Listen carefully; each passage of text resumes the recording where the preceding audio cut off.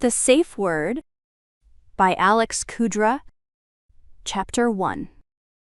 The Voicemail. The Bluetooth connected 3 seconds before the voicemail played.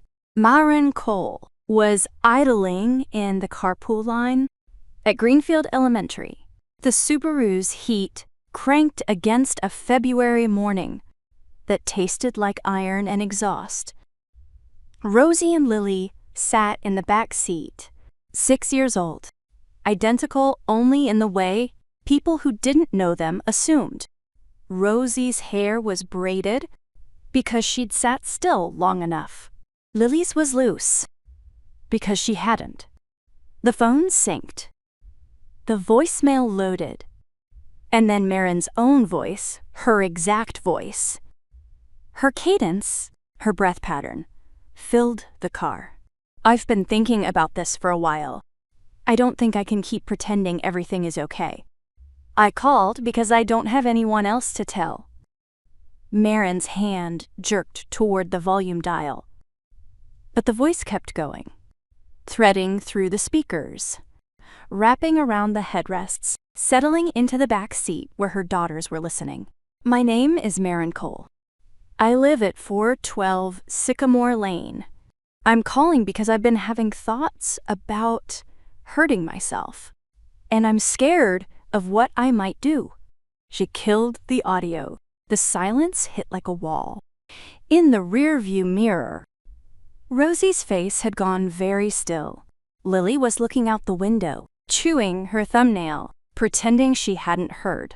"Mommy," Rosie said, "why is your voice sad?" Maren turned around, smiled, the specific smile she used on the podcast when she was about to say something she hadn't rehearsed, the one that started in her cheeks before it reached her eyes. "That wasn't me? Sweetheart, that was a mistake. A wrong number. It sounded like you." "I know. Isn't that funny?" Rosie didn't laugh. The cars ahead moved. Maren pulled forward, parked at the curb, kissed them both, forehead, and watched them walk into the building. Lily's backpack strap was twisted. Rosie's wasn't. The door swallowed them. She scraped ice off the windshield of the Honda Civic behind hers, a favor for whoever owned it.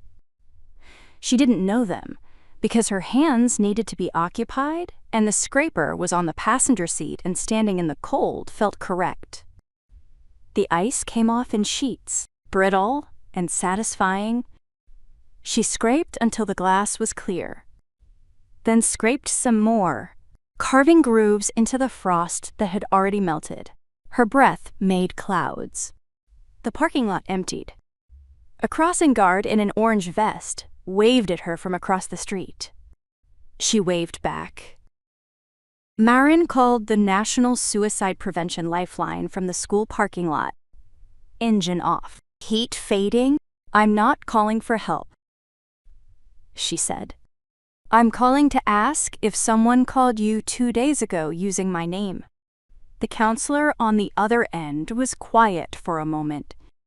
"Ma'am, I can't share details about individual callers. My name is Maren Cole. Someone called using my name and my address. They used my voice, literally my voice." Another pause. "I can confirm that a woman identifying as Maren Cole contacted us 2 days ago. She provided an address on Sycamore Lane and described ongoing ideation." She sounded very distressed. The counselor's tone shifted. Careful, clinical. "Are you safe right now, Ms. Cole?" "I didn't make that call. I understand. But are you safe?" Ray Cole's house smelled like the heating vent that had never worked right, the coffee he brewed too strong, and something else, the particular staleness of a home where the windows hadn't been opened since October. He was in his recliner, feet up, the left ankle wrapped in an ACE bandage he'd applied himself with the haphazard confidence of a man who had once changed his own alternator and never recovered from the achievement. "Let me," Marin said, and knelt on the carpet to peel away the bandage. His compression stockings were on the side table, still in the order she'd arranged them last week. Left rolled inside, right. Both tucked under the TV remote so he wouldn't forget. The fabric was stubborn. You had to gather it at the toe and work it up slowly, inch by inch, smoothing as you went, or it bunched behind the knee, and he'd pick at it all day. She'd learned the technique from a YouTube video 3 years ago and had done it every Tuesday since. "How's the podcast?" Ray asked. His eyes were on the window, the bird feeder he kept filled with black sunflower seeds, the one Caleb had installed for him last spring. "It's fine. Lot of people listen to that thing." "About 40,000.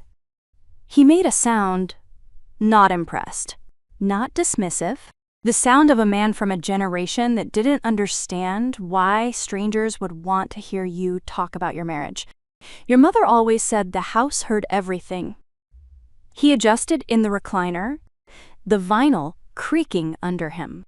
"I thought she was losing it." Marin pulled the stocking over his calf and smoothed the fabric flat. Her father's skin was thin, mapped with veins, the kind of skin that bruised if you looked at it too hard. She worked carefully. "All done," she said. Other leg. At Ray's kitchen table, Formica, one leg shimmed with a folded menu from Chesapeake House, Marin opened her podcast hosting platform on her phone. The analytics dashboard loaded slowly over Ray's Wi-Fi. She scrolled to the download history, expecting the usual trickle, 20 here, 40 there, the occasional spike when someone shared an episode on a parenting forum. The spike wasn't occasional. 14 months ago, all 200 episodes of Open Book had been downloaded in a single session. One IP address, 47.6 gigabytes of audio. Her voice discussing her mother's death, her marriage, her therapist's advice, her children's nightmares, her body after pregnancy, the miscarriage she'd mentioned in episode 89, and explored fully in episode 114. Everything she'd ever said into a microphone pulled down in one sitting. She stared at the IP address. It didn't mean anything to her yet. Ray was washing dishes in the next room. Running the water too hot, she could hear the pipes groan. She called Caleb from the car, parked in Ray's driveway. He picked up on the second ring. "Hey, babe, everything okay?" Something weird happened.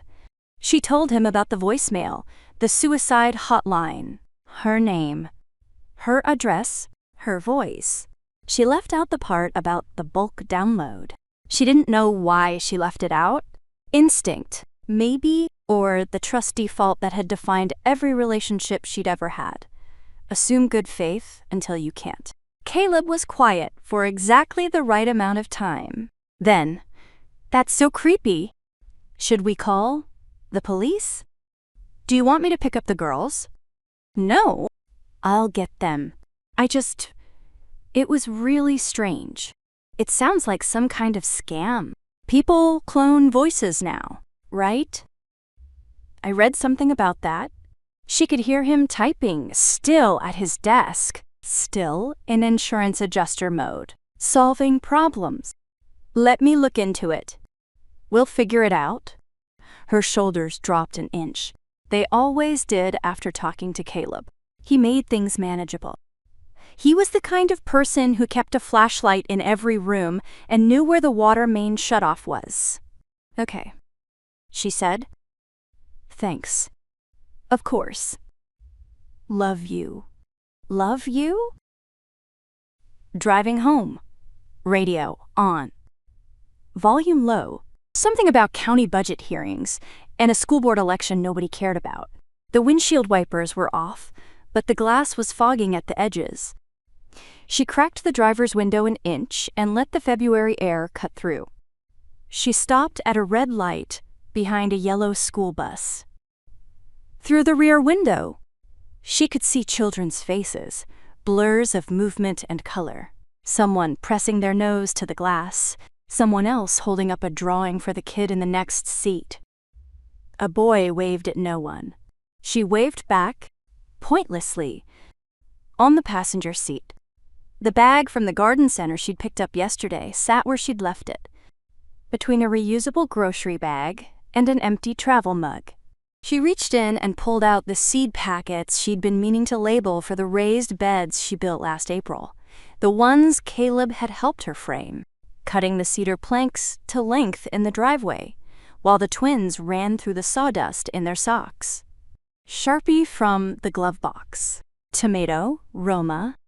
Basil, Genovese. Zucchini, Black Beauty. She wrote each name on the white strip in her steady block print, the same print she used for the twins' lunchbox notes, and tucked them back in the bag. The light turned green. The bus pulled forward. She followed it for 3 blocks before turning onto Sycamore Lane.